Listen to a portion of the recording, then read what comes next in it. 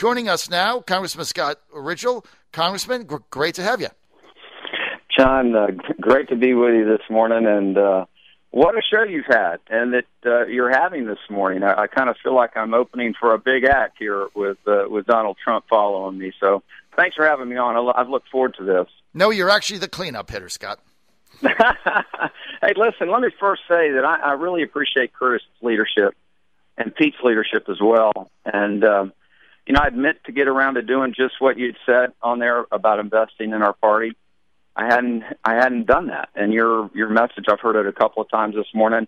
As soon as I get off, I'm going to go online and do that. So okay, I'll be part of that. Happy to do it. And I thank you for pushing that out, and for Curtis and Pete. They're good guys. I appreciate their leadership. Yeah, they're good guys, and they're trying to make this work. John Whitbeck, the new chairman, doing a good job. Now, remember, your donation, only $1,000 or under. So all you have to do is pony up $1,000 and ponied up $100. So I was kind of shocked by that. So she's all fired up.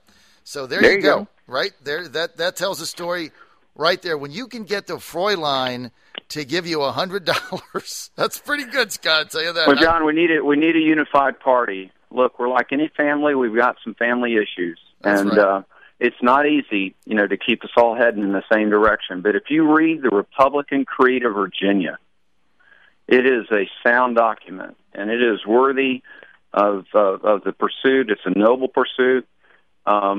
It's a limited government view. It emphasizes personal responsibility.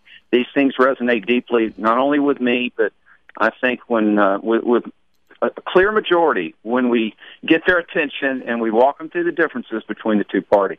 I want to get right to your Virginia Jobs Act. I had, I was just talk about hitting the lucky seven. I go into your office. I just go in there on Thursday just to say hi to anybody that happened to be there. And you're right in the middle of putting in your Virginia Jobs Act. It was kind of fun to be there to see how the whole thing works. Can you share with our audience? I'm so glad you were there, and I encourage people from the district to come up. And if we can, we open up the doors and just let people see what we're doing and how we're serving. And to your point, John, we were getting the final details on our Virginia Jobs Act, Energy and Jobs Act, which will create 25,000 great-paying jobs. I heard you earlier, and you were lamenting, how the hard work and, maybe you might even think of it as the calloused hand worker of America, the ones that are really working hard, and maybe they worked at a GM factory or a Ford factory in the 60s and 70s, and maybe even in the 80s, and they've made a good living, and they could take their kids down to Disney World once a day, and it wasn't easy, but they could put their kids through college, and those kind of jobs are really hard to find now, increasingly so. But energy, and including right off the coast of Virginia, that energy can fuel wonderful jobs. They've got a saying down in Port Fourchon, Louisiana. I just got back from there, my second trip, and, John, they put it this way. They said, you're 2 years away from $60K. Just working in the industry, you're 2 years away from $60K. And for most people, it's like, well, if you don't go that route, you're 4 years away, going through college, and you're $60K in debt, making $30K if you're lucky. So right. we need these jobs, and I'm glad you were there that day. No, and I think you've got some co-sponsors for it. I know it's one of these tough items. There's a lot of wheels in motion, but I think we'll get it through the House. And hopefully the Senate as well. What the president does with it, that's another question. But we've got to do what we're able to do and what we're responsible for. So it's a great bill, and I'm so glad you were there that day. It was fun. It's called the Virginia Jobs Act. People need to get behind it. It's 25,000 jobs right in Southeast Virginia. It has to do with energy. And, Scott, we're going to be following it and doing everything that we can to help it put it over the top. Okay, let's get to the international front. We've got warships now on their way to the Yemeni Straits. What's up? Yeah, well, it's a dangerous situation. There is this at the root of it, John. There is this grand and really perverse ideological struggle that is unfolding, and it is based off of faith. And that's just so unfortunate that here we are in the year 2015, and we're literally going backwards. It's like these groups want to take us back to the medieval ages, and our troops are there, our sailors are there. Roosevelt is, moving away from the Iraq area, which I think also demonstrates that we need another carrier, but that's another question, another topic for another day. But anyway, there's a lack of clarity at this point as to even what the mission is. That's not good. The Pentagon needs to straighten that out with the White House. But I think that the role of interdiction of Iran, supplying some of these extremist guys, if our troops can be involved in that in a wise way, and if the mission's clearly defined, I'd support it. What about the Iranian deal? I mean, you've seen some of the framework of this. It's going to make its way finally to the House. I had Mark Warner on yesterday, and look, I've had the senator on a lot. You kind of get a feel when you talk to somebody that often. Sure. I don't think he's going to back it. I mean, he said he was in the middle, but he raised a lot of objections. And one of the things he says, remember Ronald Reagan, he said, trust and verify. He said, you can't trust these people. So it's just well, John, I talked to Mark yesterday. It wasn't about this, but we had a good conversation about some other important matters. And I'll tell you this, I share that view. Their pattern is one of absolute deception. And one of deception on the most critical matters that are facing, and this is not an overstatement, that's facing humanity. That is, if you have a perverse regime like the one that's in power there in Iran, one that calls for the destruction of our ally Israel, which is just around the corner from Iran, and the prospect of them having nuclear-grade uranium, weapons-grade rather, uranium, and being able to deliver this and really take out Israel. And indeed, it's a threat to our country as well. I think that needs to be noted. This agreement is not a good agreement. I've listened carefully to these things. It is not a partisan thing, and I don't see that it's partisan with anyone. I really don't. I see members just wrestling with this deeply, and as they should. But when Prime Minister Netanyahu walked through his logic on the House floor, and I was there, he doesn't have my voting card, but I'll tell you this, I found the arguments compelling. Mm-hmm. And so I hold the view that this is not a good agreement for our country. It's not a good agreement for world peace generally. So, and as the Prime Minister noted, he said, look, the alternative is not war. The alternative to a bad deal is a better deal. And I think that we'd be better off by not pursuing this. Hey, no question. Congressman, 2nd District Republican Scott Rigell voted no on the death tax, took Moxie. I agree with you on this. $270 billion only affects the top 0.2% of Americans, and only with farms over $10 million. So it really doesn't have anything to do with small farmers. And look, we got $18 trillion in debt. We're either going to be serious about cutting the debt or we aren't. What say you? Well, John, as this thing was coming up, we always look at the schedule that's coming up a week or two ahead, and the staff was going over this as a routine item and said, okay, Scott, this is coming up, the repeal of the estate tax. And I right away said, I'm going to vote no on that. And they said, you're voting no? I said, yeah. I mean, because it goes against the grain of our conference.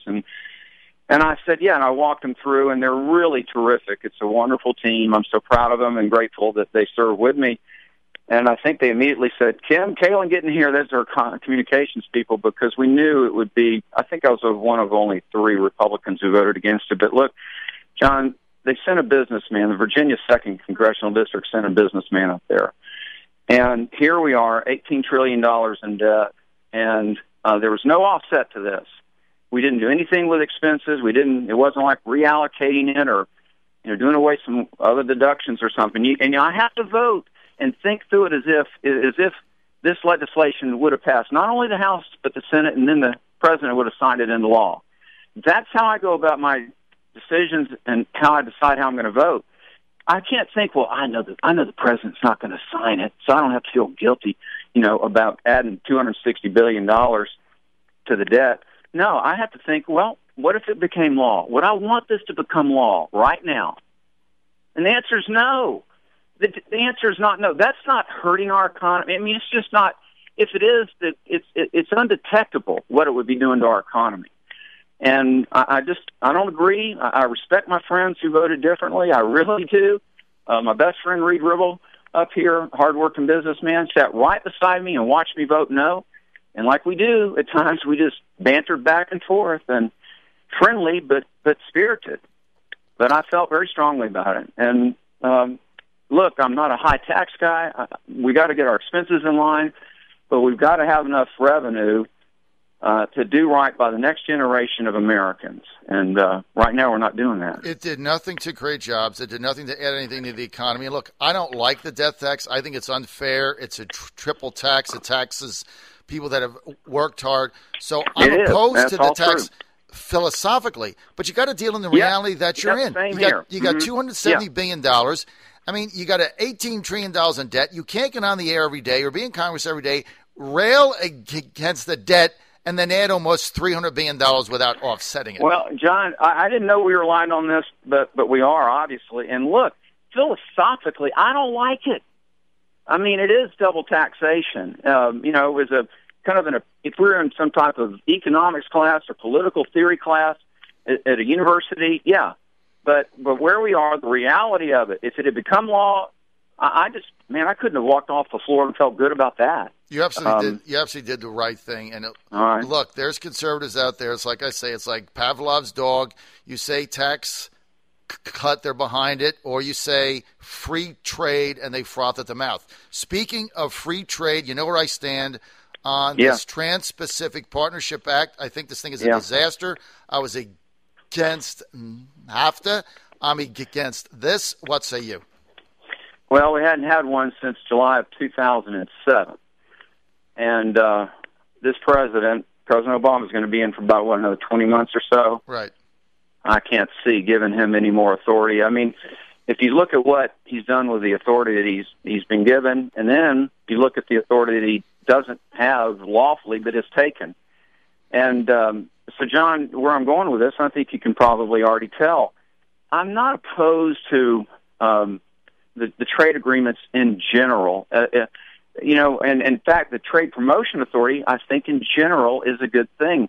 We need to be selling to the world. We need to be engaging the world, and we need a structure in which to do that. I hear you talk all the time about free trade, and look, I don't talk about that. I talk about fair trade, and I really believe that if we have a fair playing field, or even one that's not perfectly fair or level, but close enough, the American worker will outproduce and will outthink other nations and other workers. We can do that. We've demonstrated that. So I don't want us to be anti-trade agreement generally, but the idea of giving this president, it would unquestionably increase his influence and decrease Congress's influence in this matter. And when I think about it that way, I think, why would I want to do that? So based on all that I know right now, if I'm presented with a vote, I'm a no. But I'm not no for all trade promotion authority agreements and things like, I'd be open to that with a new president, depending on who he or she is. Well, I'm not for fast track, certainly. I don't want President Obama setting the rules for anything, let alone this, when you look at some of the other negotiations he's done. But at the bottom line, this is not a free trade agreement. This is managed trade, and it's picking winners and losers, and it's the same suspects. You can round them all up. They're all behind it. At the end of the day, their objective, in my view, is to simply drive down wages for the American worker. That's how they make more money. And so I'm opposed to this. I was right on NFTA, and I'm right on this. We're out of time. We want to thank Congressman Scott Rigell for being with us. Congressman, it's always a pleasure to have you on. John, I really enjoy our time, and I appreciate the opportunity to walk through sometimes are pretty tough issues, and I appreciate the way we can walk through them. Thank you so much. Well, you're making the right decision on voting against TPP, and the death tax, as painful as it is to vote no, you did the right thing. I appreciate it. Thank you.